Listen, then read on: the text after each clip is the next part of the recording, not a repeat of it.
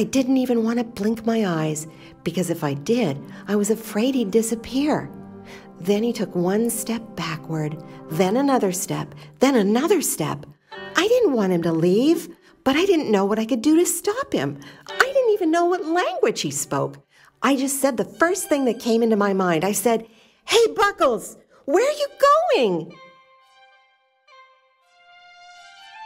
And that's what really started this whole story that I'm about to tell you. He stopped, turned back around, and with a surprised look on his face said, "Hey, how did you know my name is Buckles?" I said, "I didn't know, but since you're wearing buckles that are so bright and shiny on your shoes, that's what I thought I'd call you." Do you know what he told me then?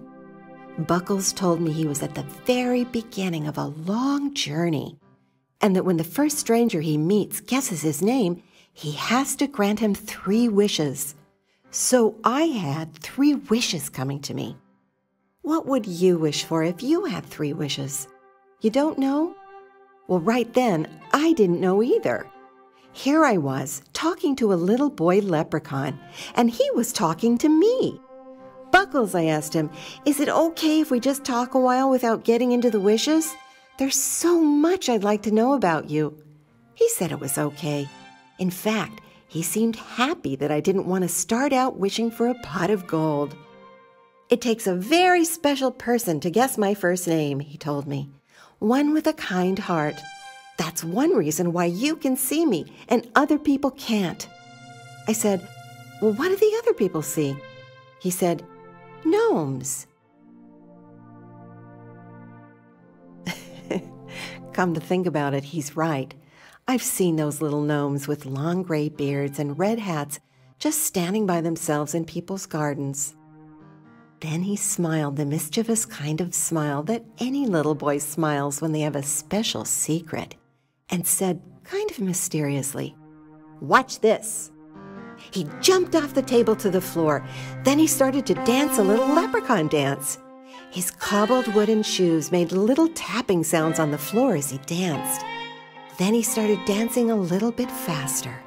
Then he was dancing so fast I could hardly see his feet move at all.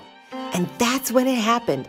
He started to grow from 3 inches tall to 3 feet tall right before my eyes. Then he stopped.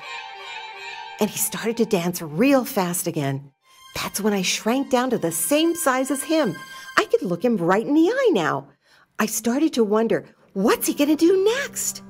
And almost as soon as I thought it, he started dancing again, tapping his feet, moving his legs up and down in the air, faster and faster, and faster and faster and faster and faster, and that's when the kitchen table started to shake a little bit, and the old wooden legs unscrewed themselves and fell on the floor, leaving the long, flat table part floating by itself.